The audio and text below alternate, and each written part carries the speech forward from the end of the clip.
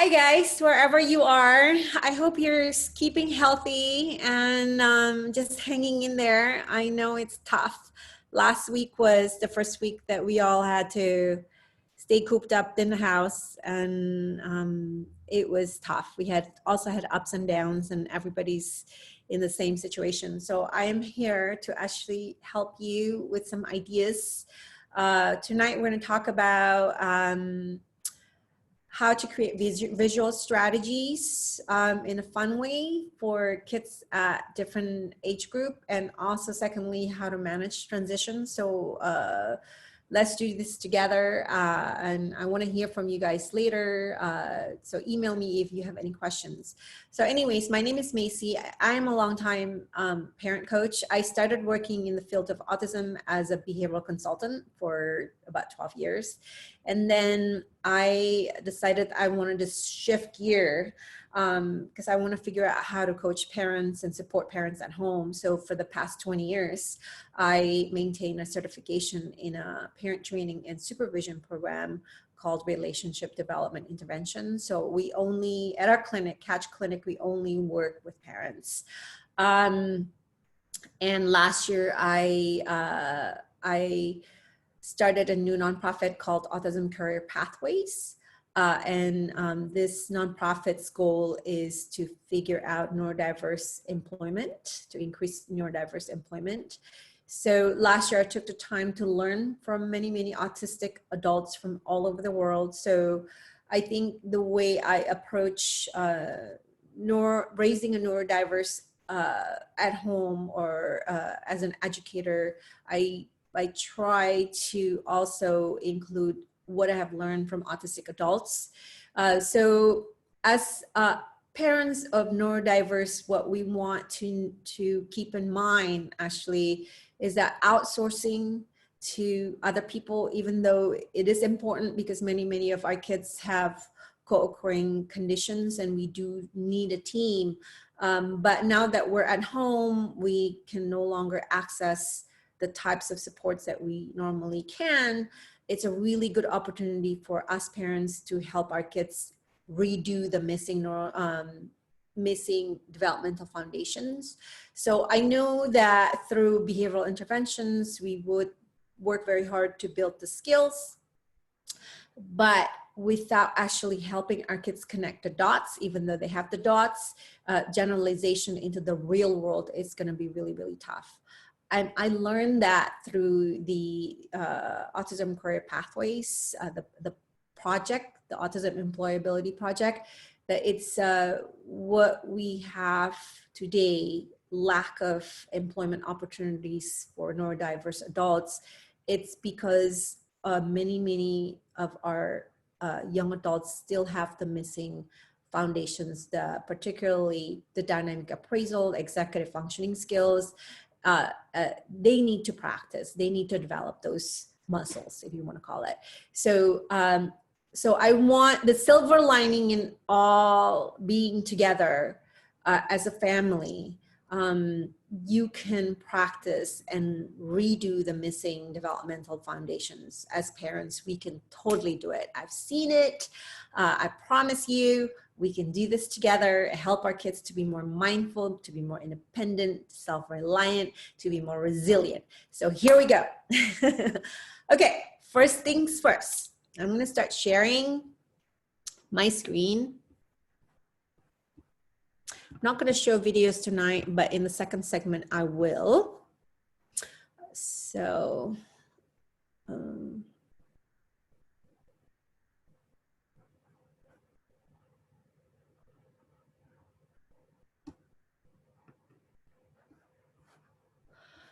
okay, so here we go. We already talked a little bit about the silver lining. We can actually slow down more and have more time to pick one goal, and we could just practice a little bit every day. And we have more time also to communicate with our partner to stick together. The more we're consistent, our kids cannot go to dad or go to mom to get away from things. So this is a good time, more time to communicate and get on the same page, okay? It's a great time to just hang out and do nothing and be present for each other. That's very important. Okay, so where do we start? Get our ducks in a row. This is the parent preparedness part. Co-creating a checklist or schedule with our kids is a great way to get their buy-in to. What I mean is this. As an adult, you can get yourself ready because you know you have to meet, you have a meeting at work at 9 o'clock. In our mind, we know the steps and how much time we need to get ourselves, you know, how much time we need to take a shower, how much time we need to pack up our computer and folders and so on. We just know that internally as an adult or as a neurotypical. Whereas kids who have executive functioning issues because they're autistic or they have SPDs or they have ADHDs, they just don't have the ability. They have a lot more distractions.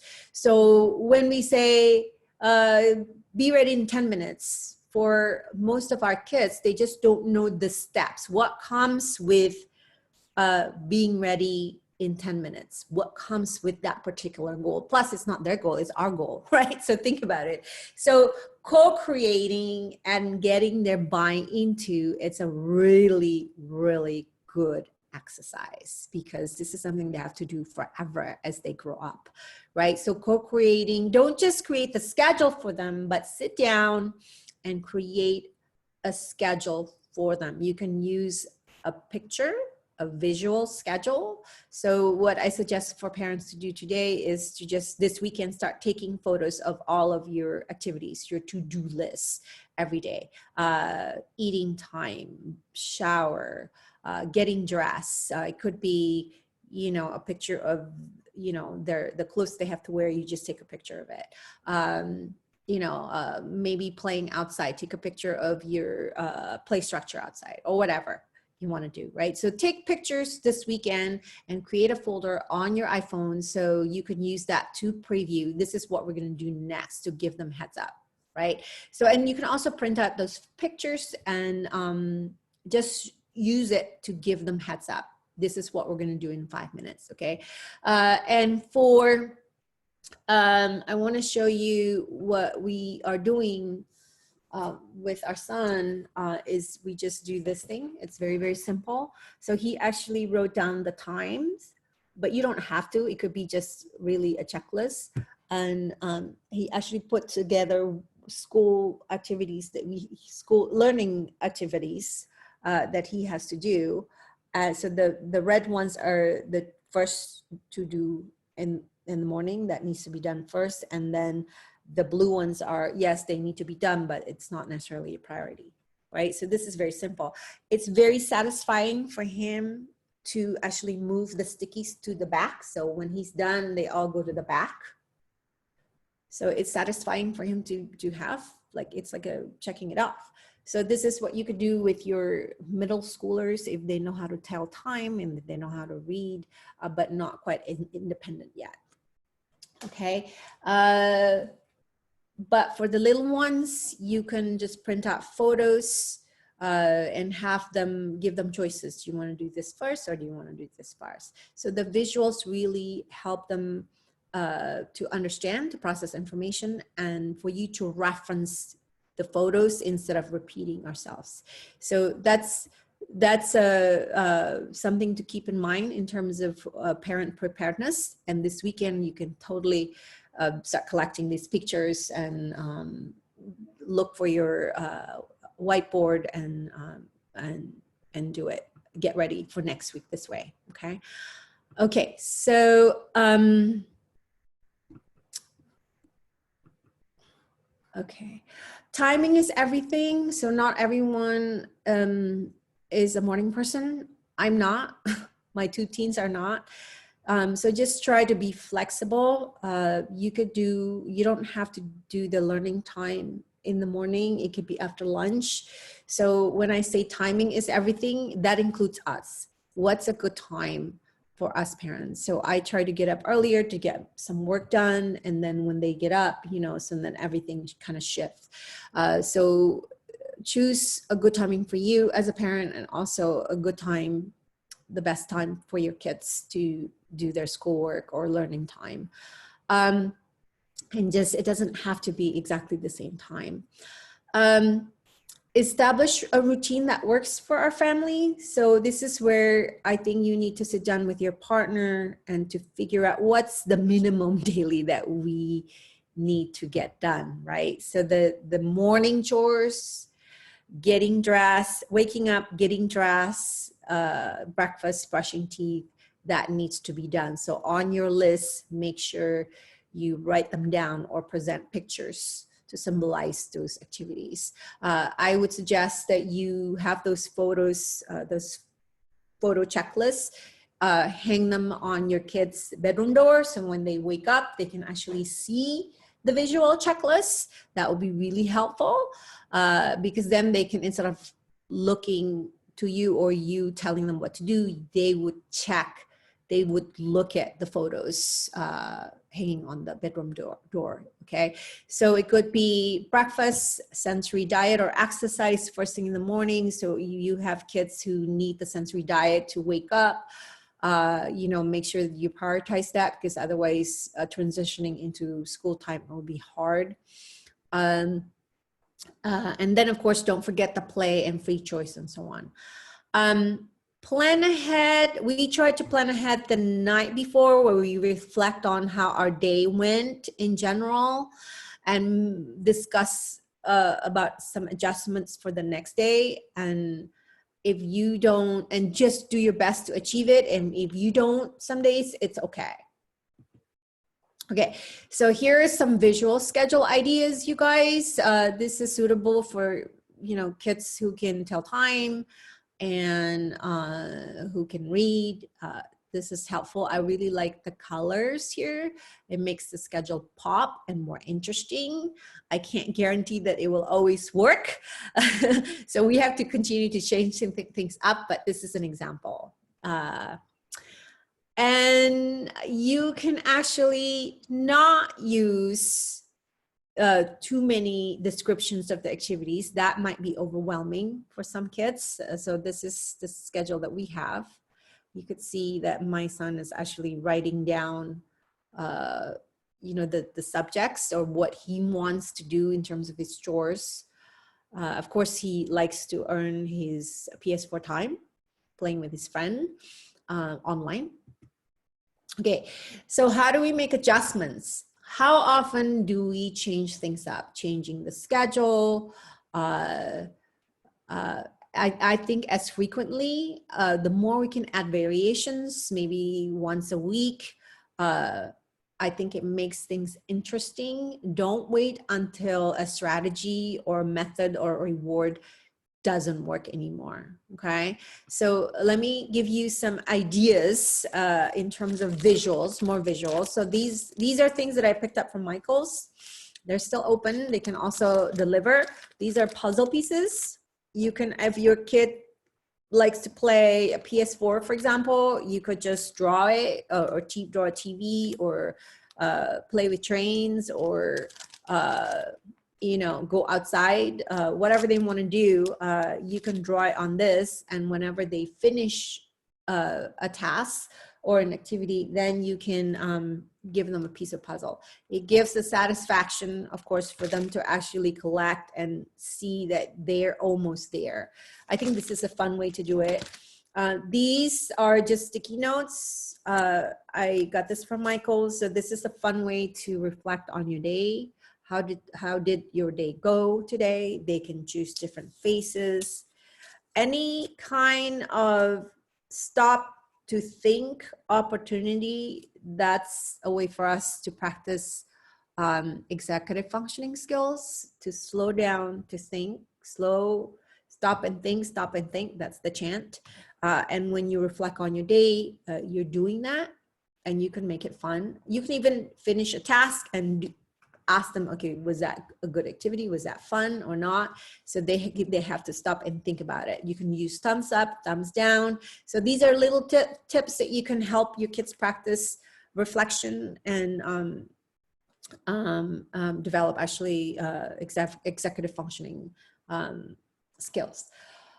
Okay, so these are more things that I pick up from Michael's. These actually glow in the dark. It might be fun to put them on in your kids' room when you turn the lights off, they can count the stars. For example, you can use this also just as a token, for example. So these are different ways that you can really be supportive and make it fun and change things up. Okay. How many stars do you get? You know, how many stars do you want in order to get the prize, the activity that they want? You could do this. This is also, I got this at Michael's. You can put different chores that your family needs to do, and everybody just pick one once a day. And if they don't know how to do the chores, you partner up with them. You help each other. So this is a different way you can present the boring activities and make it a little bit more doable. Okay. So going back to the presentation. Questions to us as parents, too many steps. So what if there's a lot of resistance, a lot of dilly-dallying? When our kids behave like that, they're actually telling us very important information. They're telling us maybe, you know, I don't know how to do it. It's too long, you know, it's too many steps. It's usually too many steps or too fast. You're telling me too fast. I don't understand what you're saying. It's probably too complex, and they're telling you that they need more scaffold, more support. So increasing support level would be for us to sit down, but don't do the work for them. To just, our presence a lot of time is enough to just for them to know, okay, if I need help, mom is right there. Okay, so it could be as simple as that, just maybe more presence when they're doing their schoolwork. More scaffold could be using sticky notes. So if you read the paragraph and they actually write things down, important parts, just take the time to do all this. You can collaborate together for them to finish up their schoolwork. That's fine too. Sensory break, don't forget your sensory breaks, and sometimes just having bowls of snacks, chips, carrots, beef jerky, that helps them, or chew gum as they're doing the work. Some kids need movements and songs, so just take a break. Make break time as part of your sticky notes or one of the activity choice of free time, because it's really good practice for them to see it and, okay, that's what I need to do, instead of us saying it. Okay. Some examples for the little ones: chore charge, magnets. I found this on Pinterest by a company called Trip Clip. I have put together a slide with resources for you to order. If you want to make it easy for you, just order it. And these are magnets, so you can actually every day or the night before you can do this. You can just do one chore. You know, it doesn't have to be multiple. So just keep it simple. That's the key. Okay, this is bedtime routine, and some resources for you to order it. These some websites for you. The flip chart is really cool because you can mix and match. Unfortunately, I don't have a picture, but if you click on this, I think you'll be able to decide if this would be a variation for your visual schedule. A way to change things up. And the Trip Clip, that's for the magnets if you want to order them.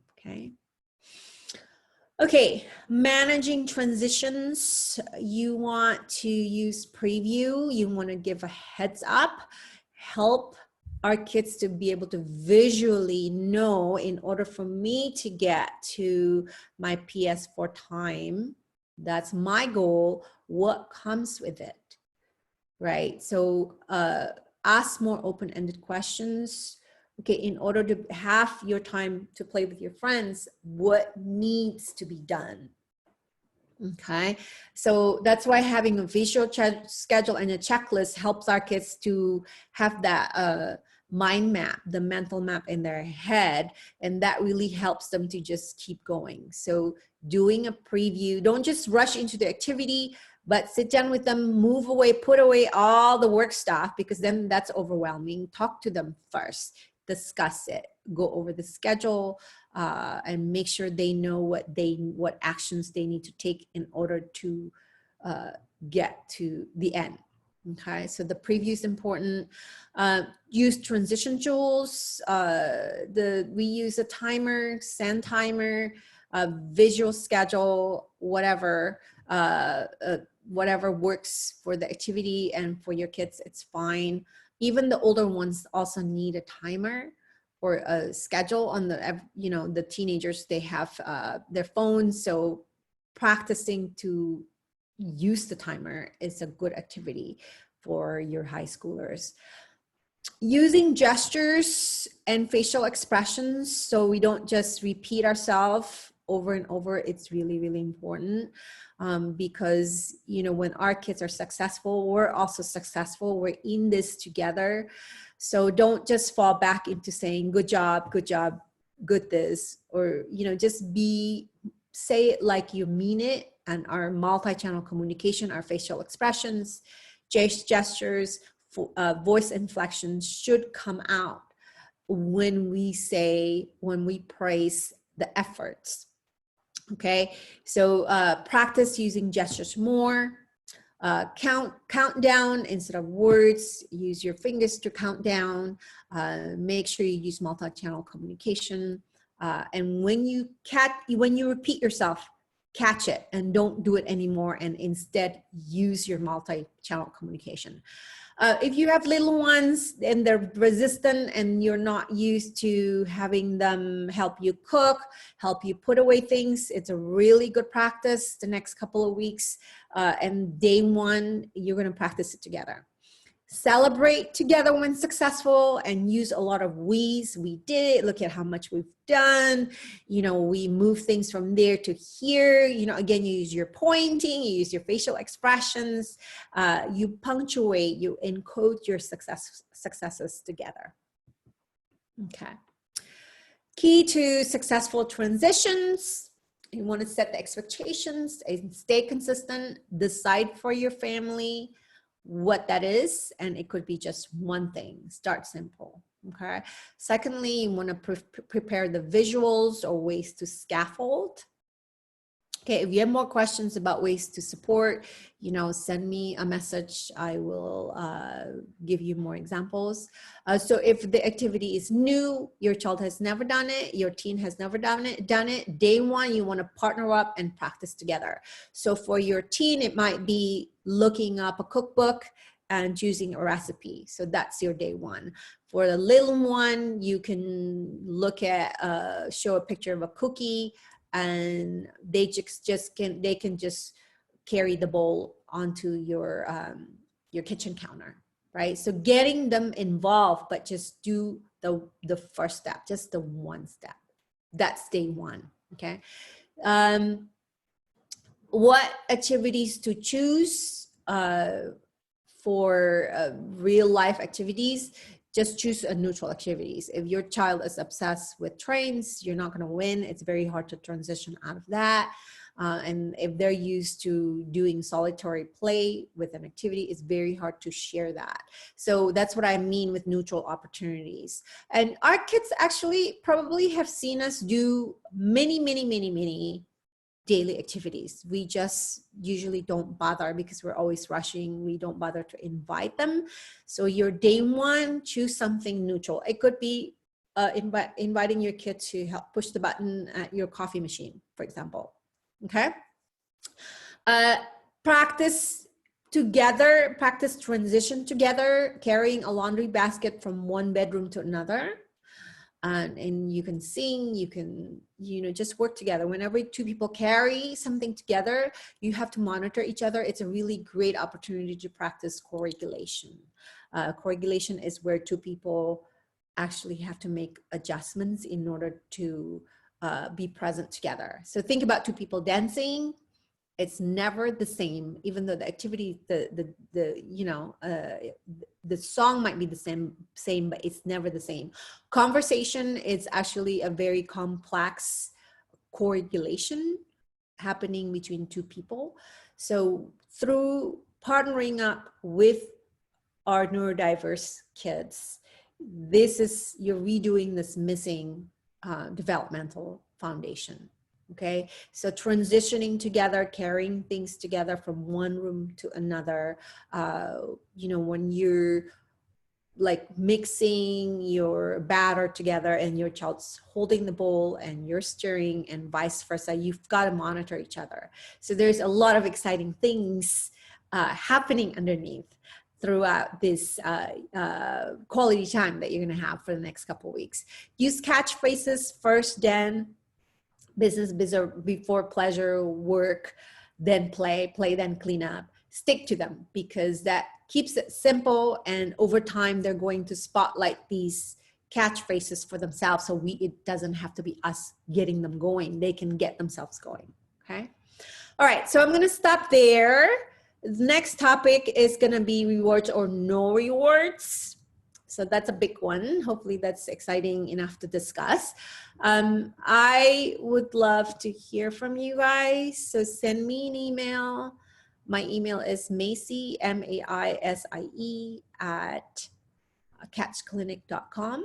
If you're on my Instagram, it's also on my contact information. So if you have any questions or have any requests on how I can give you some ideas, I'm here for you guys. Other than that, stay safe, be patient, make mistakes, and just get over it and move on. We're in this together. So have a good weekend, you guys. Take care. Bye.